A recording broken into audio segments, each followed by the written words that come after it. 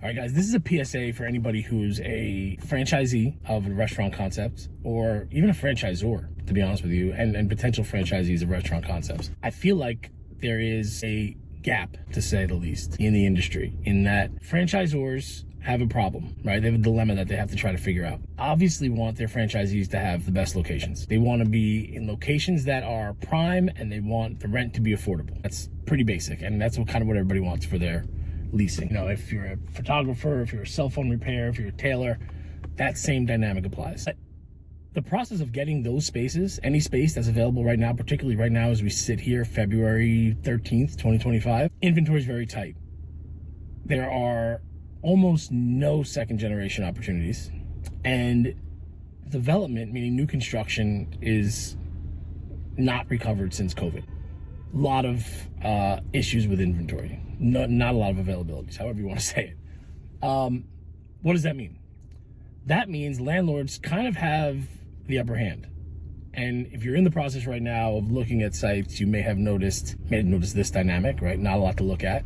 You may have also experienced longer wait times, meaning how much time goes between you submitting a proposal and getting a response back, or ultimately getting the space and even getting in the space. I have one project right now that's going on a year, believe it or not. So there's that. There's the market dynamic. The other part is, if you're with an emerging franchise, meaning a smaller group, maybe they have a couple corporate stores, they have less than 10 franchisees, but they have a bunch in the pipeline. They're not in a financial position most of the time to have a full-time person dedicated to their real estate process. Now, they may have a fantastic C-level suite of executives. They may have a development team that's overseeing all aspects of the process right now. But the reality is this: the best real estate, the best sites, and you've probably seen this, they don't hit the market. So you may be looking at a particular end cap in a shopping center, and you're holding on to this territory that you have, and you see that nobody's in it. And you try to get a hold of somebody and no one's calling you back, and there's no number on it. You're leaving messages, or maybe the broker's not getting a response. Let me tell you what's happening there. The landlord knew that space was coming available, and they knew how valuable it was. So they've made a pitch, or they've had conversations behind the scenes that have allowed them to bring in a credit tenant, or the credit that, or the tenant rather, that they're after. Somebody that they feel is valuable to their shopping center and has the credit. Why would they waste their time dealing with a broker when they could just call somebody and have the space filled in a much less period of time and for much less money? So on top of that, franchisors can't really afford the full-time salary of a director of real estate. Most of the time, these director of real estates, vice president of real estates, they have experience on the brand side, they have experience on the brokerage side, and they have a lot of relationships in all the major markets and in all the markets that matter. And that person, highly qualified, comes with a highly qualified salary. So that's a six-figure salary plus benefits, plus travel, plus bonuses. It can add up, right? So what do? As I said before, they're going to just shoulder it. As I said before, they'll make somebody else take on the responsibility. And your communication with them may not be so great because they've got other things to focus on as well. They're not just strictly focused on site selection.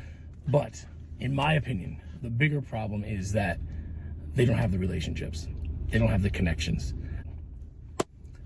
They don't have the ability to call a landlord directly and say, hey, I notice that end cap is vacant. What's going on there?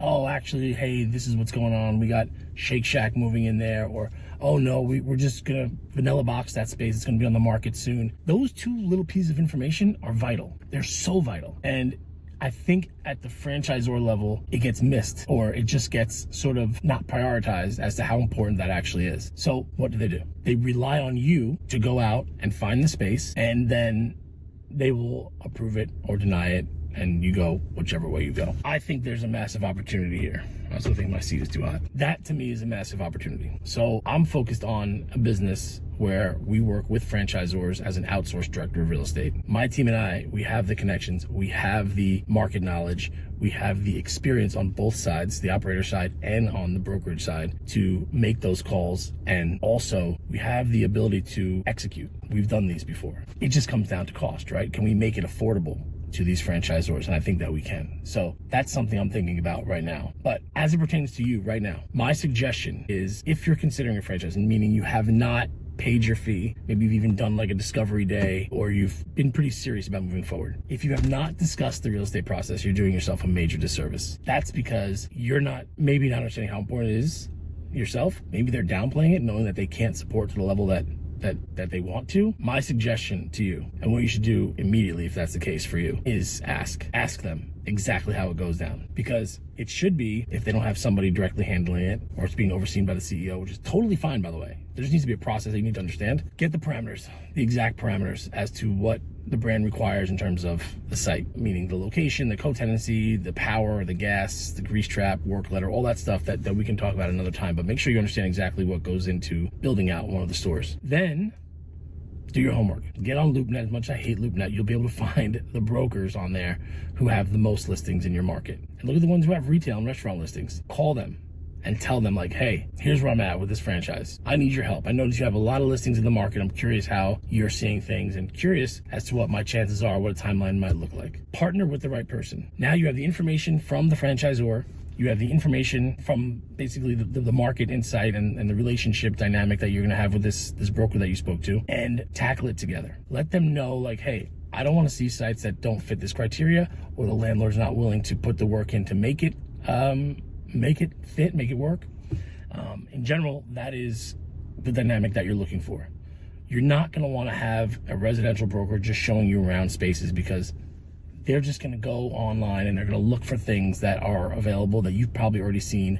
You're gonna get frustrated, and you can get frustrated at them, but that's like if somebody asked me to show them a house, I call my boy Mike. He's the residential side of our little deal. Mike, help me with this. I understand the transaction part, the buyer, the seller. I understand some of the contract stuff, but I want the nuanced stuff. I wanna know, hey, what's up with that house over there? What's going on? When did that house sell? When did these guys move in? I wanna know these things. What's the school like? You wanna know all these things.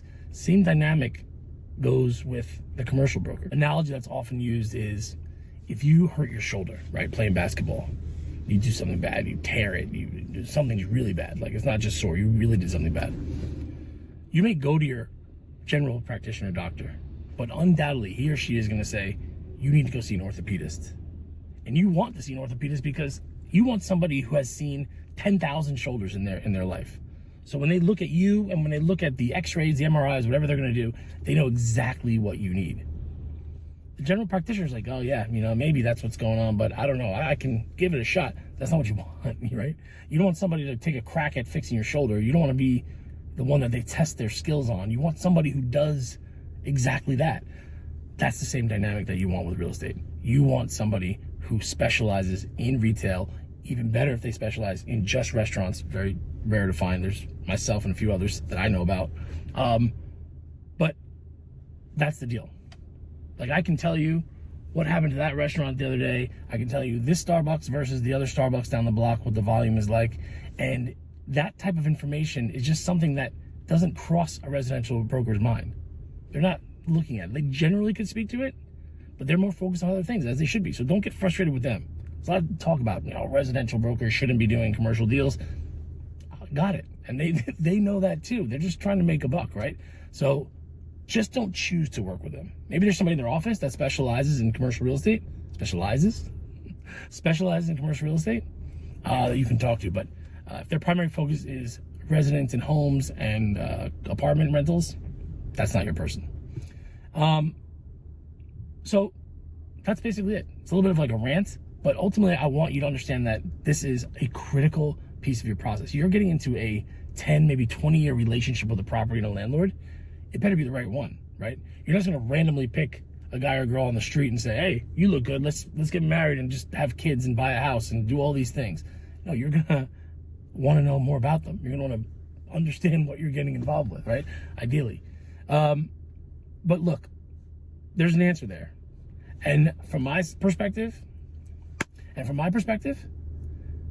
I'm trying to speak to these franchisors. I'm trying to get in front of them and say, hey, look, I know you have this problem. We can help. So that's the opportunity that I see. But in the meantime, before we get really up and running, I want you to know that those are the steps you should take. You want to understand who you're talking to, who's the point person. If they say, hey, it's Renee. Okay, great. Thanks, Renee. Get her contact information.